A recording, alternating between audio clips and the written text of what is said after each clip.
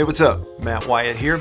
Thanks for coming back to the channel. We've got Tim Brando from yesterday's radio show. Tim Brando, Fox Sports, longtime announcer, broadcaster, play-by-play announcer throughout our lifetime on several different networks, ESPN, CBS, and now with Fox. Hope you enjoy this conversation with a veteran in the sports broadcasting field about what life is like for him right now during the shutdown. I hope you, first and foremost, are well and are doing well through all of this.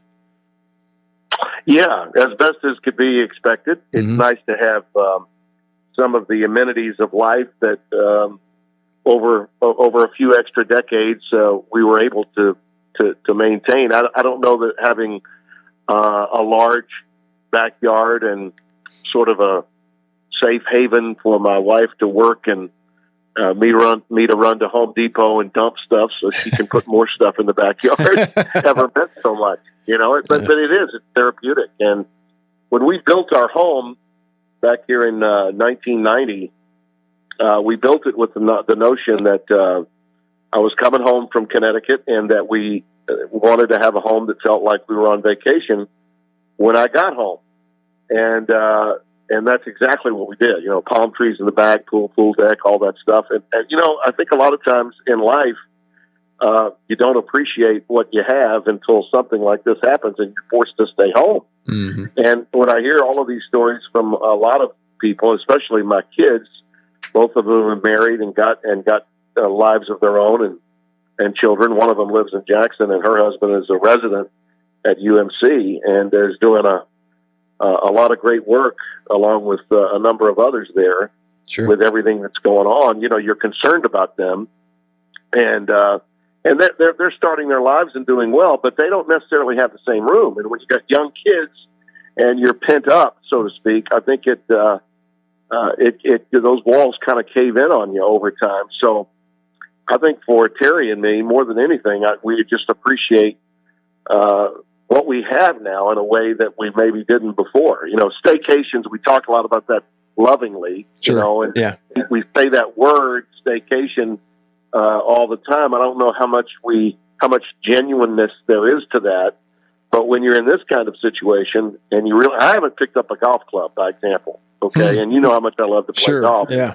But I haven't because I just don't feel right about it until the numbers at least begin to level out and start to decrease. We've got a lot of trouble in Louisiana, and it's not all in Orleans and Jefferson Parish. Caddo Parish is the most populated parish in the northern part of the state, and we've got plenty of issues here. So I think that we all have to just, practice that sort of vigilance and patience and tolerance through all of this. And for me personally, I come out and just look at my backyard, just look at it and feel so much more freedom by doing that. Mm-hmm. And I'm not sure that, like I said, we've been here for 30 years now, built in the summer of 89 and 90 when I moved back from Connecticut. And I'm so glad we had the vision to think of the kind of house we wanted to have, the way we wanted to put it together. So that's just a private look inside the world that we're in. And I'm really, I think among all of us, especially those of us that are over 60, we're concerned. My wife does have pre-existing issues. She's had heart issues that she's had to face. So we're very careful. Mm-hmm. But at the same time, I think we're now more thankful and grateful for the things we do have.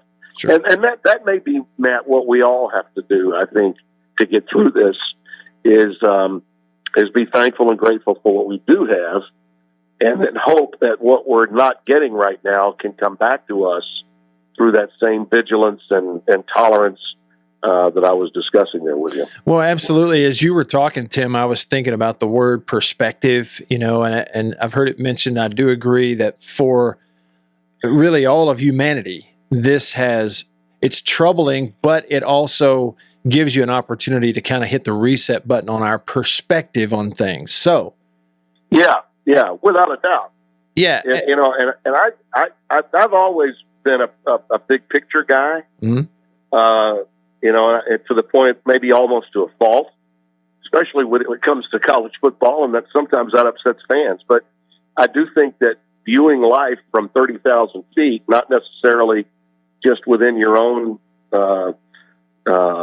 closed-in world, which is so true of fans of college football. They care so much about their team and only their team, which is great. I love that. That tribal thing is what makes college fandom so wonderful. I've always had to view the sport from 30,000 feet to give a purview of what we're dealing with in the totality of the sport.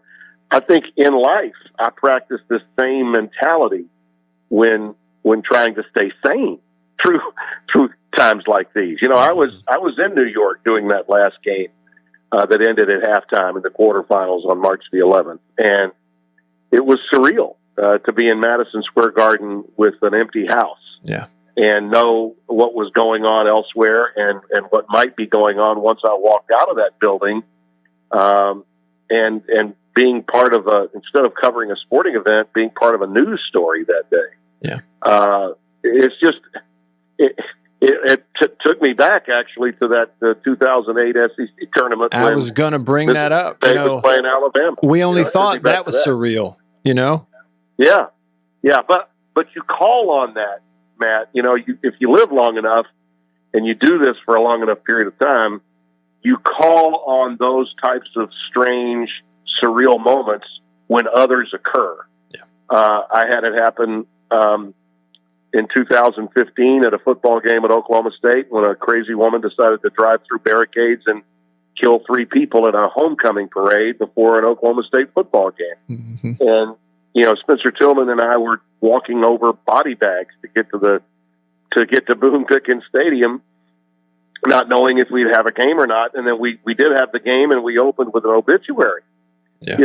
That's bizarre. That is as bizarre. I didn't get into this business thinking that would ever happen. Sure. But, sometimes the atmosphere and the surroundings that we're in become larger than the actual sporting event that we're covering. And those are 3 big examples that I've witnessed with my own eyes.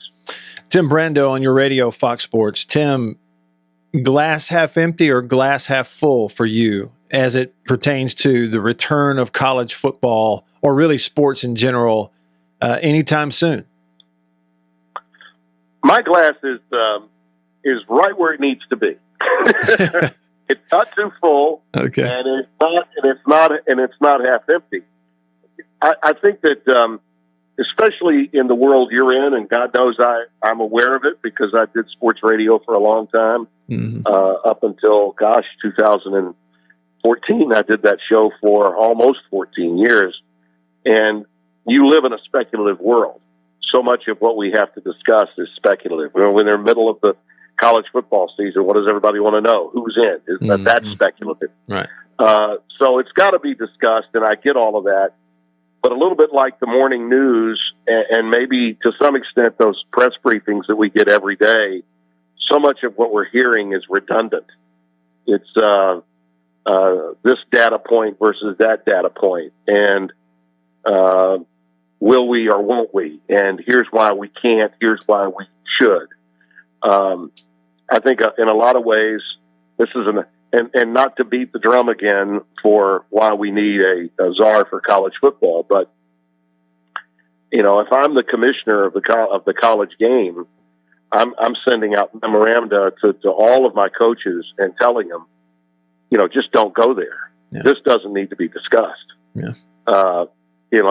Let's operate as though we're preparing to play until such time as we know we're not preparing to play. I mean, that's what leadership really should be about, in my opinion. And way, way, way too often, because there's not that kind of leadership for college football. As, for instance, look at the way the NFL is handling things. Is anyone really questioning why they're going to have a draft? Not really. The reason is because the edict came down. We're going to do it. We're going to do it in a virtual way. It's business as usual. It didn't have an issue with the free agency. They really haven't had an issue with having the upcoming draft.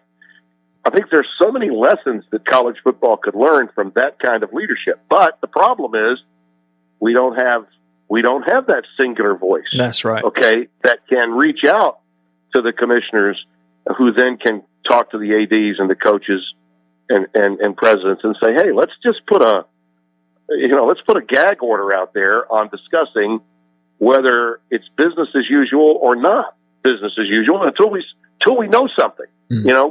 We're really not going to know the variables from a medical point of view as it relates to projecting whether players can get out there or go into a locker room. We're not going to know that, Matt, until I think late June. Sure. We gotta find out forget the vaccine issue, because we're not going to have one of those for another year or so. But if you talk to anybody in the medical profession, and as I said, I'm fortunate to have a son-in-law that is, you can come up with a form of treatment based on the findings that they have right now and what they're working on, what scientists are working on right now, should hopefully render a decision on a form of treatment for those that have been affected. And remember, 90% of those that have been affected are not dying. More than 90%. But a form of treatment on COVID-19, on CV-19, by, say, the end of June or early July. Well, where does that get us? That gets us to within 40 to 60 days of the start of the season. So everyone begins to adjust and make their move based on those findings once we know what the form of treatment is. So there's just way too much for us to be waiting to hear for anyone to say, well, we have to start, we can't start until October, or maybe we push it back and there's spring football. Now, listen, I understand why the athletic directors and the commissioners of all the conferences have to have these discussions. Okay, and there's nothing wrong with those discussions. Have them, but do them privately. Okay, the population base that loves college football doesn't need to hear all of that until such time as they have really something substantial to say. And I don't think at this stage we do. Well, and I got a couple of minutes left here, Tim, and it sounds like your opinion then would also be that people in the media who maybe cover the sport, who we look to at times, and they carry a lot of weight, they too should probably hold off or at least back off on, declaring the season completely dead at this point. Would you agree? Absolutely. Yeah. Yeah, absolutely. Yeah. And by the way, that isn't to say that I don't understand specifically. All right, let's go to the elephant in the room. I understand where Kirk Herbstreit was coming from. I absolutely do. He's the father of young men that are playing in college football. So, and I think when in many ways, a lot of what he said that night with Freddie Coleman was, in my opinion, the views of a father, not a broadcaster. And I can certainly understand the prism from which that statement came.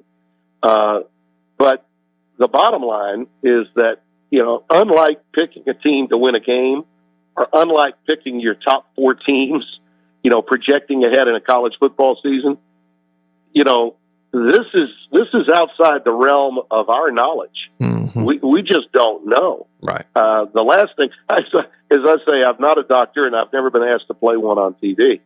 But guys in your profession, the guys out there doing what you do on a daily basis, or like what Paul does, what Feinbaum does on a daily basis, listen, I've got no problem with going to those newsmakers and asking them their thoughts, because they're in the business. Sure. And so if it's something said by Mike Leach, if it's something said by Mike Gundy, as was the case, yesterday or the day before, or even by the athletic director at Notre Dame, Jack Swarbrick, it's going to make news. And it's up to them to be responsible for what they say. I'm not going to condemn the show hosts for going to the newsmakers, because that's the business you're in. It's the business that Paul is in. Yeah. Nor am I going to take underhanded shots at fellow members of the media that view this differently than I do. I simply say that until such time as we're given more information, we should just stand pat and wait word. Yeah. Tim, Outstanding as always. A real treat to get to catch up with you. I'm really happy you're doing well. Hang in there. Can't wait to see you back on my television really soon. Thank you. Thanks, Matt. All the best to you and all my friends in Mississippi. All right. Thanks so much.